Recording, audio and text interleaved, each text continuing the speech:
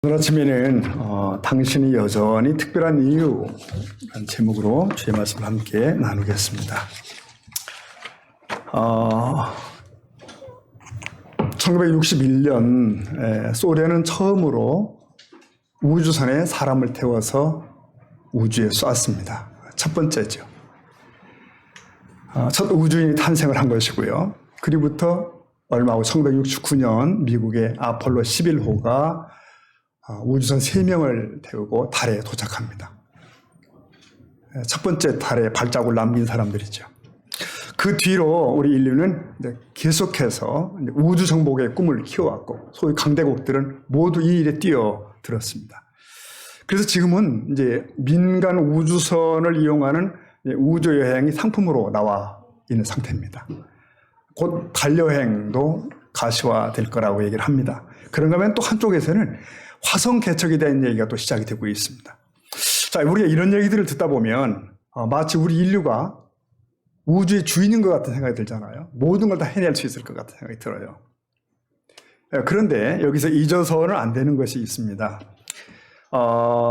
사람이 천체를 연구하고 우주로 나아가는 계획을 세우고 이런 것들이 가능할 수 있는 이유가 뭡니까? 네. 온 우주가 일정 궤도를 따라 움직이고 있다는 사실이에요. 어마어마한 이 전체는 짜여진 시간과 법칙을 따라서 운행이 되고 있는 것입니다.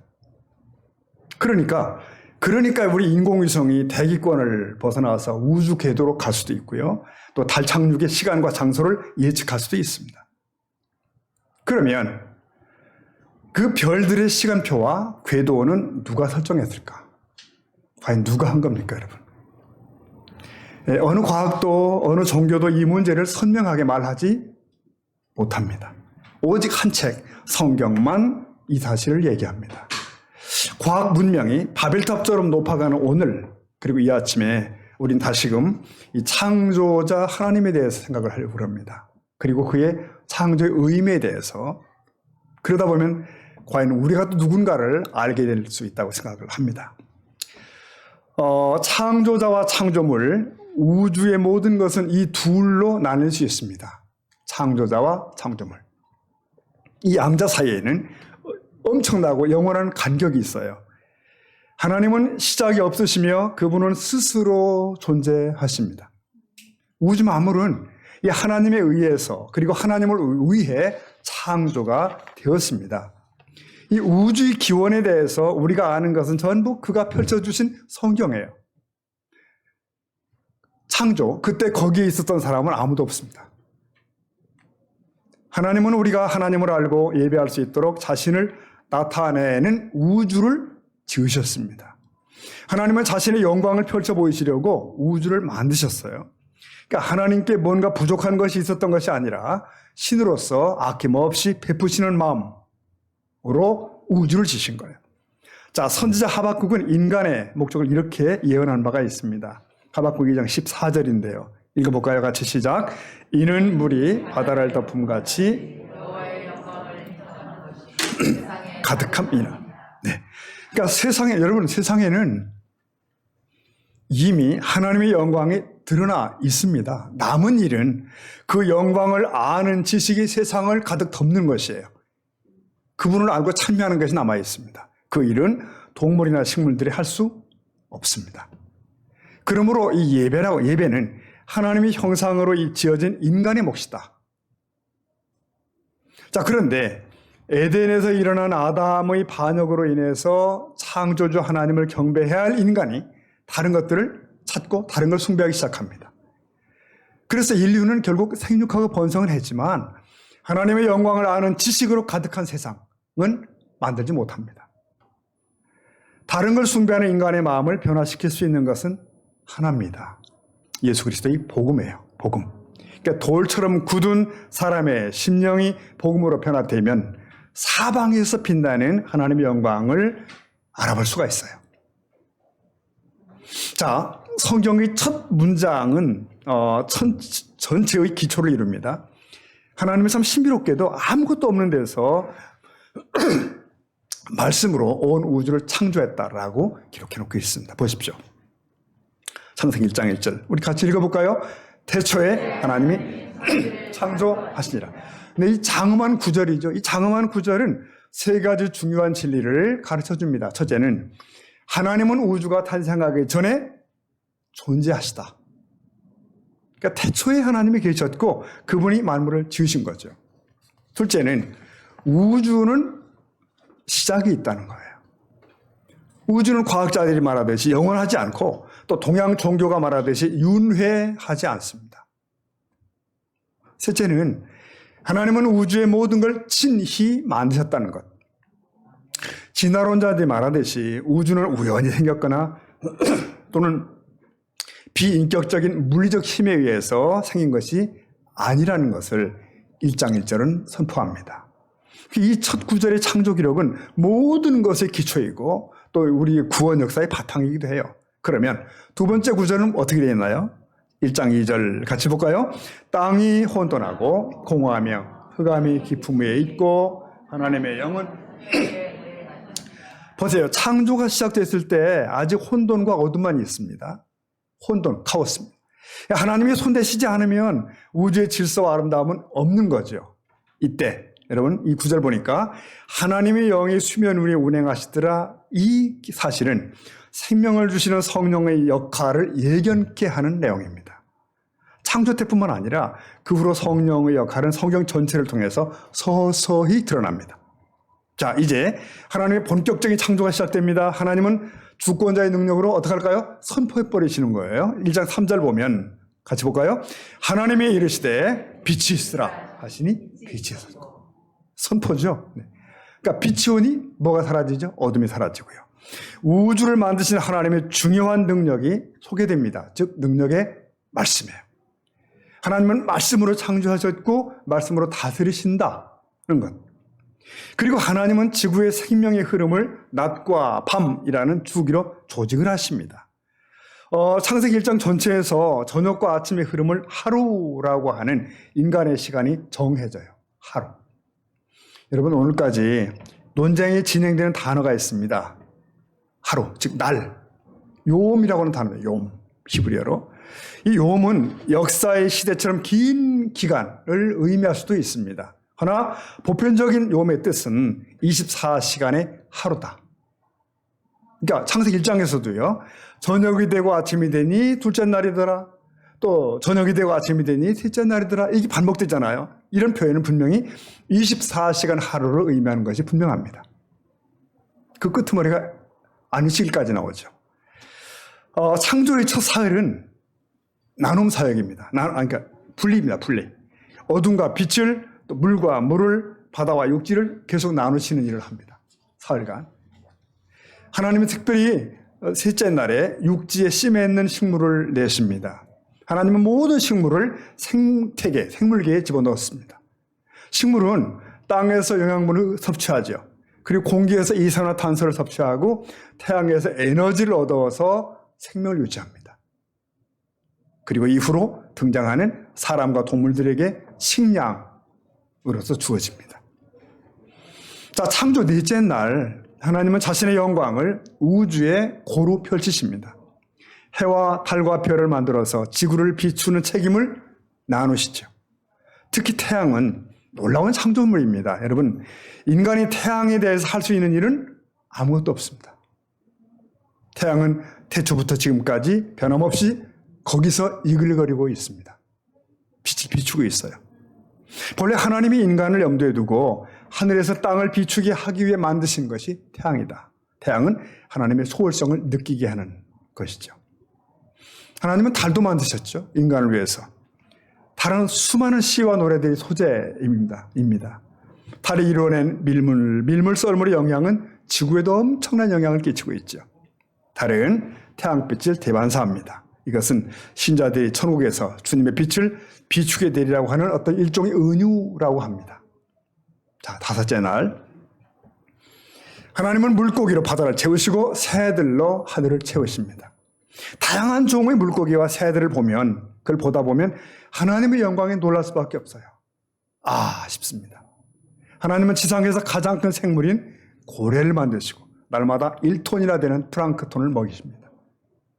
형형색색의 열대어들은 바닷속을 황홀하게 만듭니다. 하나님의 놀라운 창의력은 새들을 통해서도 나타나죠. 독수리는 날개짓하지 않고도 기류를 타고 상승할 수가 있어요. 저 새들은 바다를 건너 서식지를 향해서 무한 궤도를 날아갑니다. 하나님은 물고기와 새들에게 복을 주셔서 하늘과 바다를 가득하게 하십니다. 자, 드디어 6째 날입니다. 하나님은 관심을 육지로 돌리셔서 짐승들을 만드시죠. 여러분, 이 동물의 다양함은 하나님의 지혜와 선하심을 증언합니다. 코끼리 같은 동물은 기운이 세고 강하지요. 이 코를 사용해서 250kg가 넘는 무게를 들어 올릴 수 있대요. 코로. 또 어떤 작은 동물들은 이끼의 수분을 빨아먹으면서 바위에 붙어 살기도 합니다. 포효하는 사자도 있고 강을 지배하는 하마도 있고 바람처럼 달리는 치타도 모두가 하나님이 지으신 거예요. 자, 이렇듯이 하나님의 창조는 어떤 공간을 만드신 후에 거기에 그것을 채워 넣는 식으로 진행이 됩니다. 그리고 드디어 완성된 지구와 그 우주라는 무대가 마련되자 창조의 절정에 도달하게 됩니다. 뭘까요? 사람입니다. 사람.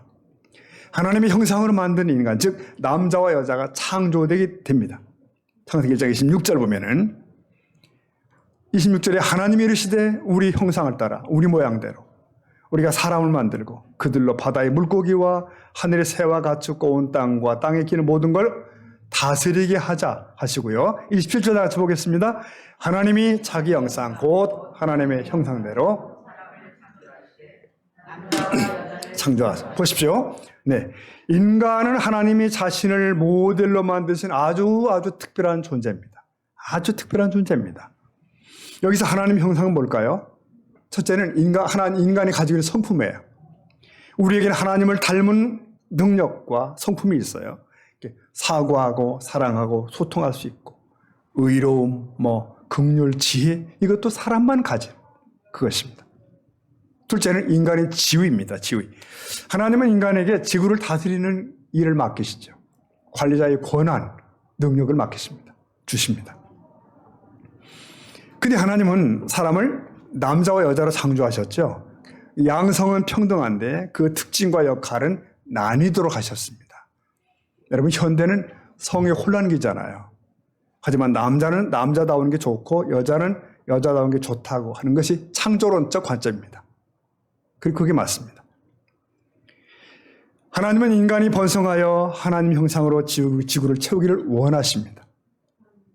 인간의 번성은 하나님이 내리신 복의 결과예요. 자녀는 하나님이 주시는 복이지 돈이 많이 들고 불편한 골칫거리가 아니다 하는 것이 창조론적 입장입니다. 하나님은 우주 창조에 대한 얘기를 마치시면서 최종 평가를 이렇게 내리셔요. 1장 31절 보면 하나님이 지으신 그 모든 걸 보시니 어때요? 보시기에 심히 좋았더라. 그러니까 하나님이 딱 손뼉을 치시며 이거야 바로 멋있어 좋아 이러셨던 거예요. 여기에 물질은 본래 선하다고 하는 무척 중요한 선언이 여기 있습니다. 어떤 철학자들은요, 물질은 악하다고 이론을 전개합니다. 인간의 육체도 악하다고 그렇게 말을 해요. 하나, 하나님은 자신이 만든 모든 것이 선하다고 알려주십니다. 자연 만물은 하나님의 선하심을 반사하고 있어요. 여러분, 그렇습니다. 우리가 살고 있는 세상은 하나님의 지혜와 사랑으로 만들어진 것입니다. 여러분, 특히 지구는 사람을 위해서 준비된 완벽한 행성이다라고 말할 수 있어요. 그러면 지구는 맹렬한 속도로 공전하죠. 태양과 일정 거리를 유지하며 돌아요. 선하신 하나님은 지구의 축을 23.5도로 기울여 놓으셨대요. 우리 중학교 때 배운 거잖아요. 그렇기 때문에 아름다운 계절의 변화가 있어요. 근데 이 지구의 축이 조금만 더 기울어졌으면 무더위와 추위가 엄청나답니다. 맹렬해진답니다. 이렇게 지구의 속도와 위치는 사람에게 최적의 것입니다. 최상의 것이에요. 하나님은 태양계의 어느 행성과 달리 지구의 대기를 정교하게 조율하십니다. 대기는 여러분 산소 21%로 생명이 살기에 최적이랍니다. 그러니까 여러분 조금만 높은 산에 올라가도 숨이 막히잖아요. 또 만일 반대로 이 땅에 산소가 조금만 더 많아지게 되면 막 지구 곳곳에서 화재가 터진답니다. 1543년 코페르니쿠스는 태양계의 중심이 지구가 아니라 태양이라는 사실을 밝혀내게 됩니다. 그리고 자연과학은 그것이 옳다고 이제 주장을 하게 됩니다. 근데 여러분, 창세기 1장을 보면 여전히 지구는 우주에 대한 하나님의 중심 목적임을 보여주십니다. 하나님의 태양과 달과 별을 창조하신 이유는 지구 때문이라고 말씀하십니다. 지구를 빛으로 비추기 위해서, 그리고 지구의 낮과 밤을 나누기 위해서, 지구의 계절과 날과 해를 정하기 위해서라고 말씀하십니다. 요한계시록도요, 우주의 중심을 지구로 선포합니다. 인간의 역사가 끝나게 되면, 역사의 정점이 다가오게 되면 마치 무화과 열매가 나무에 떨어지듯이 별들이 하늘에서 지구로 떨어질 것이다 하는 그런 식의 묘사를 계시록 16장도 하고 있어요. 자, 분명히 그래서 초록별 지구는 우주에 대한 하나님의 계획의 중심이라는 사실을 창조기사가 알려주고 있습니다. 자, 이렇게 이 창조기사는 창세기 1장과 창세기 2장에 나옵니다. 그런데 어떤 이들은 1장과 2장이 중복되는 거 아닌가 굉장히 혼란스러워해요. 그리고 이론을 제기합니다. 아닙니다. 창세기 1장은 하나님의 천지 창조에 대한 총괄적 서술입니다. 총괄적 서술. 그리고 창세기 2장은 반드시 밝혀야 할 최초의 남자와 여자의 탄생에 초점을 두고 있는 것입니다. 즉 지구를 다스릴 권리와 책임을 진 인간의 등장을 기록한 것이 2장이다. 그렇게 이해하시면 되겠습니다. 창세기 2장 5절 한번 보실까요? 2장 5절 같이 읽어볼까요? 시작. 여호와 하나님이 땅에 비를 내리지 아니하셨고 땅을 갈 사람도 없었으므로 밭에는 채소가 나지. 여러분 보십시오. 사람을 기다리고 있는 땅과 초목이 있지 않습니까? 또 사람이 경작하지 않으면 자라지 않는 채소에 대해서 설명하고 있습니다. 이 구절은. 그러면 최초의 사람은 어디서 그런 기술을 습득했을까요? 네, 하늘아버지가 몸소 가르쳐 주셨을 것입니다. 하나님은 아들 아담에게 흙을 다루는 방법을 가르쳐 주신 거죠. 그래서 2장 7절은 하나님이 흙을 빚어 최초 인간을 만드는 특별한 순간에 대해서 또한 서술하고 있습니다. 우리는 흙에 속한 자들입니다. 우리 인체에서 60%나 되는 물을 제거하면 나머지는 전부 흙의 성분들이래요. 흙의 성분들. 이걸 바울은 설명하기를 아담은 땅에서 나와서 흙에 속한 자다. 이렇게 설명해요. 땅에서 나와서 흙에 속한 자다. 근데 그가 타락하자 하나님은 아담에게 이렇게 말씀하셨어요. 너는 흙이니 흙으로 돌아갈 것이라. 이렇게 말씀하셨어요. 여러분, 사람은 본래 이렇게 흙에 속한 자지만 하나님의 흙을 다양한 물질로 심히 기묘하게 지으셨습니다. 그래서 복잡한 인체를 들여다보면 그저 놀라울 뿐이에요. 여러분, 시인의 노래를 한번 들어보십시오. 아까 우리 노래했잖아요. 시편 8편 3절에 보니까 주의 손가락으로 만드신 주의 하늘과 주께서 베풀어 두신 달과 별을 내가 보니 4절 다 같이 사람이 무엇이기에 주께서 그를 생각하시며 인자가 무엇이기에 주께서 그를 돌보시나이까. 네, 모든 것이 오묘막측한데 사람이 중심이에요. 사람이 무엇이고 한데 이렇게 생각하시나이까. 여러분, 공감이 되는 시편이죠. 하나님은 자신의 영광으로 가득한 세상을 만드셨지만 특별히 아담과 하와가 누리며 살 곳을 따로 준비하셨습니다. 따로. 어디죠? 신대방동. 어딜까요? 에덴 동산이죠. 네.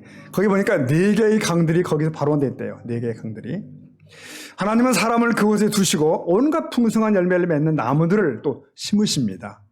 동산 중앙에는 2 종류, 금지한 나무도 있죠. 생명나무. 그리고 또 이쪽에는 선악을 알게 한 나무가 있습니다. 그리고 이 나무에 대해서 하나님이 특별한 어떤 그런 규정들을 주세요. 창세기 1장 15절을 보시면 여호와 하나님이 그 사람을, 아담을 이끌어 어디죠? 에덴 동산에 두어 그것을, 그 다음 보세요. 경작하며 지키게. 경작하며 지키게. 자, 여기서 히브리어에서 경작하다, 지키다라는 말은 자주 쓰이는 말들이에요. 아담은 지금 하늘아버지 지도 아래에서 에덴 동산을 개간하고 경작하고 해야 됩니다. 그래서 채소와 초목들이 잘 자라도록 보살펴야 돼요. 그 다음 말, 특히 지키도록.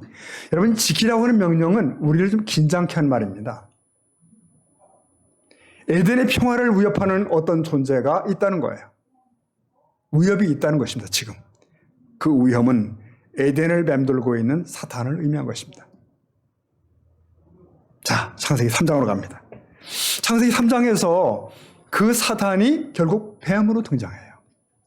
다가와서 하와와 아담을 꾀는 장면이 나옵니다. 이 사건은 그들과 에덴을 파멸로 몰아넣게 됩니다. 그래서 창세기 3장을 타락장이라고 그래요. 하나님은 엄중히 사람에게 경고하셨죠. 각종 나무 열매는 임의로 먹고 즐길 수 있다. 선악과는 아니다. 먹는 날에는 반드시 죽으리라 그러셨습니다. 그러니까 하나님은 아담에게 제약을 두신 거예요.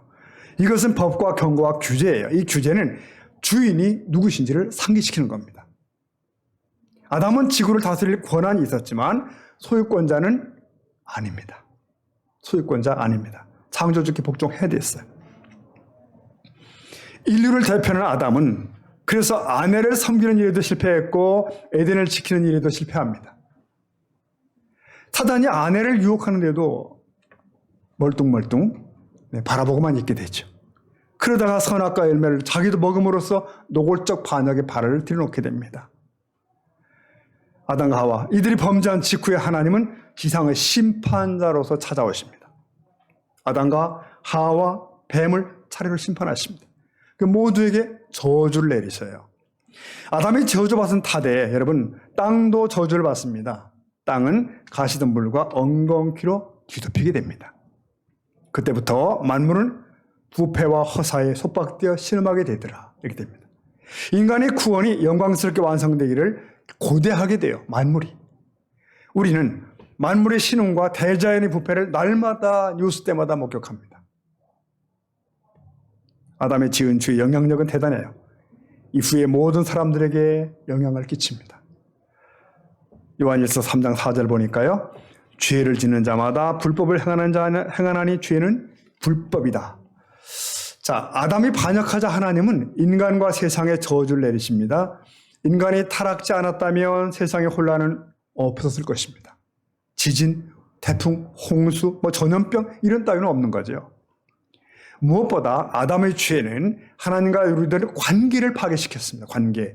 인간에게 개인의 죄는 별 문제가 아닌 것처럼 보이지만 거룩하신 하나님이 볼 때는 그렇지 않습니다. 심각합니다. 그래서 하나님은 사람을 에덴에서 쫓아내시고 천사를 두어서 생명나무에 이르는 길을 막아버리십니다. 죽음이 왔어요.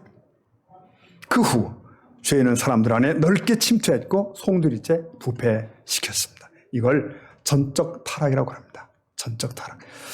여러분, 전적 타락이라는 말은 인간이 전혀 선한 일을 할 수 없다 그런 뜻이 아니고요. 이것은 죄가 전인적으로 사람에게 영향을 준다는 말이에요. 그러니까 사람은 하나님으로부터 단절되었고 우리 신체, 정신, 의지, 감정, 영혼이 다 손상되었다는 뜻입니다. 다 부패한 거예요. 타락 이전에 인간은 어떤 상태입니까? 하나님을 경배하고 그분을 섬기고 곁에 있는 사람을 사랑하고 섬기고 또 하나님 맡겨주신 피조 세계를 잘 돌보고 지배하고 그겁니다. 그럴 수 있었어요. 허나 아담과 하와는 범죄 직후에 숨었고 수치심을 갖게 됩니다. 처음 느껴보는 수치심이지만 이게 굉장히 심각한 것으로 남아요. 사단은 이들에게 선악을 알게 되리라고 말했지만 그런 지식을 감당할 수 없으리라는 것은 말한 적이 없습니다. 여러분, 전적 타락은 인간의 보편적 상태를 말하는 것이고 전적 무능은 그 결과입니다. 그 결과. 자, 무능으로 인해서 하나님이 직접 개입지 않으면 인간은 스스로 이제는 그 궁지에서 빠져나올 수 없게 되었습니다. 이게 인간의 상황이에요. 로마서 8장 7절. 같이 읽어볼까요? 시작. 육신의 생각은 하나님과 원수가 되나니 이는 하나님의 법에 굴복하지 아니할 뿐 아니라 할 수도 없습니다. 자, 이게 뭔가 하면 이것이 바로 아담의 모든 후손들의 실태입니다. 상황입니다. 인간은 끊임없이 하나님께 반역해요. 하나님 법에 굴복지 않아요. 하나님께 복종하고 싶은데 할 수 없는 것이 아니라 의지 자체가 망가져서 옳은 일을 하려고 하지 않는 거예요. 인간이 하나님께 복종하기 위해서는 하나님이 인간의 의지를 변화시켜 주셔야 됩니다. 자, 아담이 사탄의 말을 따르게 되자 지구를 다스릴 권세가 사탄에게 넘어갑니다. 사탄은 귀신들을 모아서 강하게 들끓는 세력을 조직하고요. 하나님께 반기를 들고 하나님의 백성들을 파괴하기 시작하고 하나님의 교회를 공격하기 시작하고 그는 사람들을 참소하고 막 유혹하고 그럽니다. 그래서 사탄의 이름은 굉장히 다양해요. 원수, 비방하는 자, 참소하는 자, 악한 자, 바알세불, 이 세상의 임금, 공중의 권세 잡은 자, 큰 용, 이런. 그는 이 세상의 신으로서 사람들의 정신을 사로잡습니다. 그래서 타락의 결과는 죄의 보편화로 나타납니다. 죄의 보편화. 인류 첫 가정 안에서 뭐잖아 비극이 발생하죠? 아담의 아들 가인이 동생을 죽이게 되고 인류 최초의 살인이 일어나게 되고 이후로 죄는 점점 퍼져가고 노아 시대에 와서는 세상이 죄악으로 가득 차게 되고 관용하게 되고 결국 홍수 심판이 오죠. 근데 홍수 심판 이후로 다시 시작한 인류도 역시 마찬가지. 또 그것이 계속됩니다. 여러분 현대의 정치가들, 철학자들은 이 사회의 죄악이나 어떤 범죄에 대해서 처방을 자꾸 내립니다. 그러나 죄에 대한 근본적 이해가 없는 처방은 아이들 장난에 지나지 않는다. 인간이 스스로 어떤 처지에 있는지를 모르기 때문에 그런 거예요. 어떻게 보면 당연한 일이 벌어지고 있는 거예요, 지금. 인간은 깊은 죄의 문제를 스스로는 풀 수가 없습니다. 오직 하나님만이 하실 수가 있습니다. 이런 문제를 이론으로 알고 토론하는 건 다 어떤 일이에요?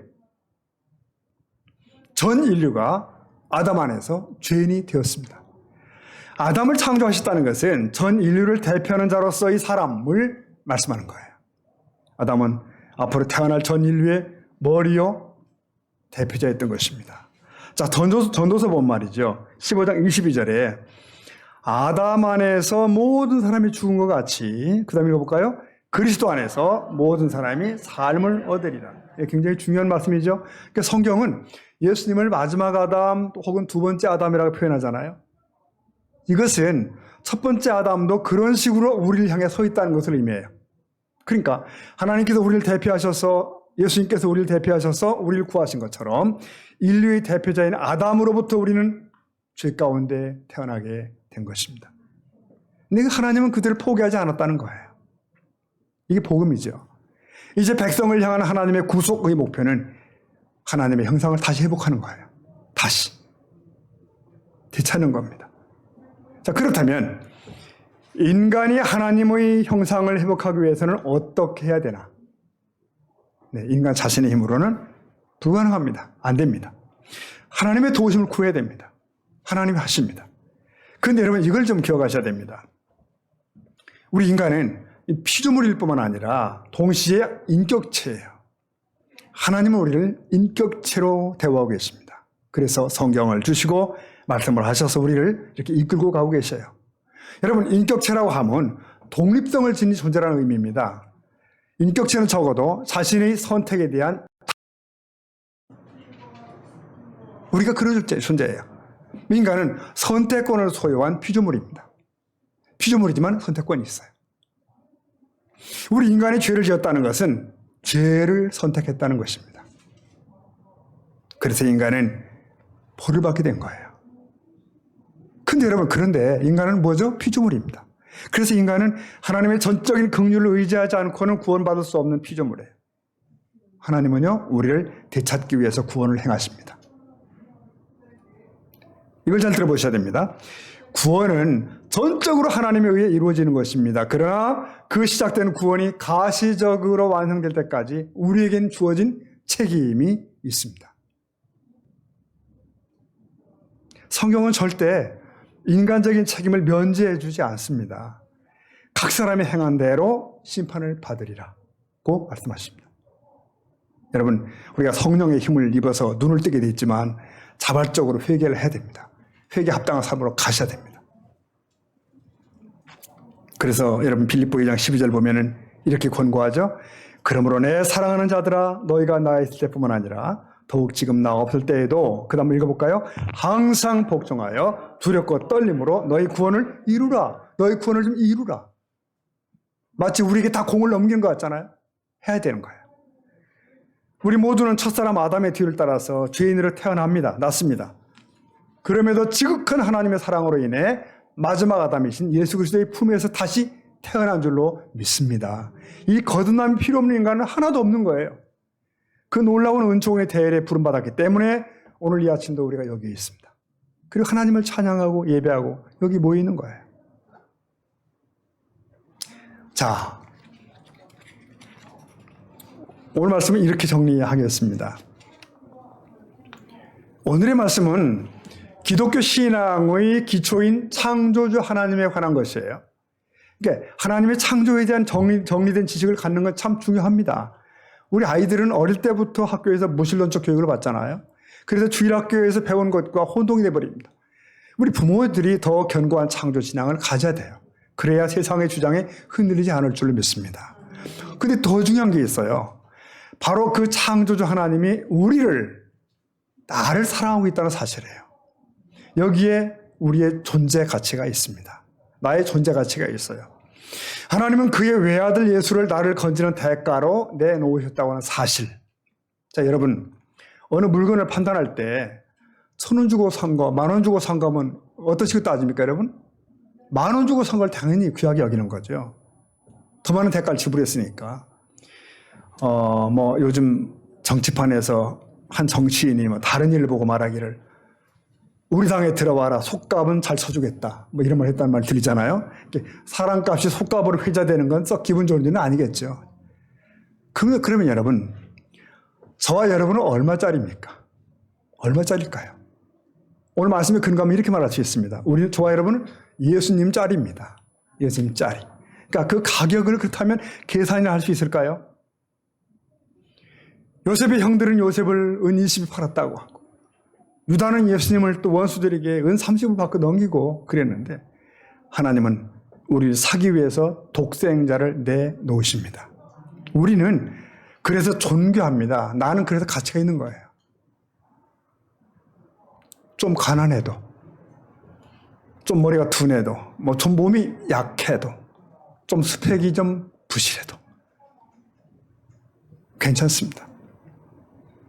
나의 아버지가 누구신가? 이 부분을 확인할 필요가 있어요. 매 순간. 엄청난 천지를 지으시고 지금도 조밀하게 운행하시는 그분, 하나님. 거기서 멈추는 것이 아니라 그분이 눈 안에 내가 있어서 나의 창조자, 나의 구속자가 되신 그분. 네.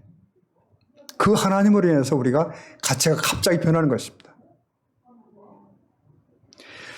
근자에 제가 새삼 이렇게 발견한 게 있습니다. 발견이라고 말은 그렇지만 신약에는 2번 족보가 나오는 거 아시죠? 마태복음 1장과 누가복음 3장입니다. 근데 이 누가복음 3장의 족보는 서술 방식이 좀 특이합니다. 족보가 이렇게 내려와야 되는데 올라가 설명해요. 예수님으로부터 시작해가지고 계속 거꾸로 올라갑니다. 올라가면 명단이 나오는 거예요. 그러니까 올라가다 보니까 다윗도 나오시고 아브라함도 나오시고 이렇게 나올 거 아니에요? 더 올라가면 노아도 나오죠? 네. 드디어 아담까지 가는 겁니다. 족보가 인류의 첫 조상까지 도달한 겁니다. 끝까지 간 거죠. 그 위로는 아무도 없지요, 여러분? 누가 있습니까? 그런데 성경을 보면 있습니다. 누가복음 3장 38절 보니까 이렇게 돼 있어요. 그 위로는 에노스가 있고 그 위는 셋이요, 그 위는 아담이요, 그 위는 이렇게 돼 있는 거예요. 하나님입니다. 안 믿어보시면 찾아보시면 됩니다. 가셔서 그 위는 하나님이시니라 이렇게 돼 있는 거예요. 이게 보통 얘기 아니지 않습니까, 여러분? 놀랍지 않습니까? 이렇게 죄 많고 허물 많은 우리 인생들, 그들이 명단, 그들이 족보에 하나님께서 친히 당신의 조남을 붙여놓으신 거예요. 이거 감동 아닙니까, 이거? 이게 보통 기록이 아니에요. 여러분, 어떤 아파트 놀이터에서는 애들끼리도 큰 평수에 사는 애들이 모여가지고 우리 저 작은 평수에 사는 애들하고 놀지 말자 이런다는 거 아니에요, 지금? 너희와 함께 할 수 없다고? 그런데 이 허물 많은 사람들의 족보에는 맨 위에 하나님 자신의 이름이 있습니다. 맨 위에 그분이. 그리고 또 맨 아래에 예수님이 있으셔요. 예수님 아래로 그 밑으로 누가 있다는 뜻이에요? 예수를 믿는 저와 여러분이 있는 것입니다. 예수를 구주로 믿는 사람들이 다 그 족보 아래에 포함돼요. 저와 여러분의 이름도 거기에 있는 줄로 믿습니다. 네. 여러분, 그러니까 내 이름이 적힌 이 영적 족보를 거슬러 올라가다 보면 끝에 누가? 하나님이 계시다는 거예요. 내가 너희 아버지야. 라고 말씀하십니다. 흠과 티가 없으신 분, 절대 거룩하신 분 하나님께서 거기서 우리를 향해 미소를 짓고 계신 거예요.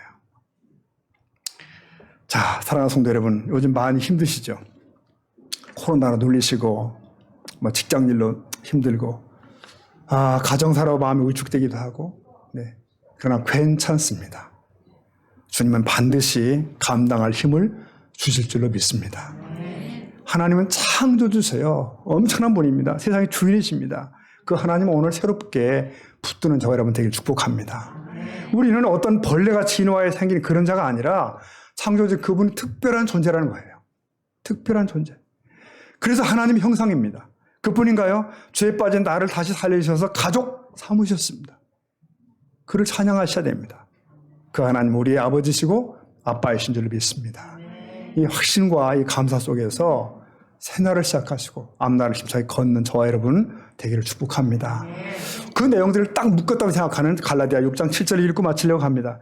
갈라디아 6장 6절은 제가 읽겠습니다. 하장 6절에 보면 너희가 아들임으로 하나님이 그 아들의 영을 우리 마음 가운데 보내사 아빠, 아버지라 부르게 하셨느니라. 7절 다 같이 그러므로 내가 이후로는 종이 아니요 아들이니 아들이면 하나님으로 말미암아 유업을 받을 자니라. 아멘. 누가요? 저와 여러분이. 아멘. 같이 기도하시겠습니다.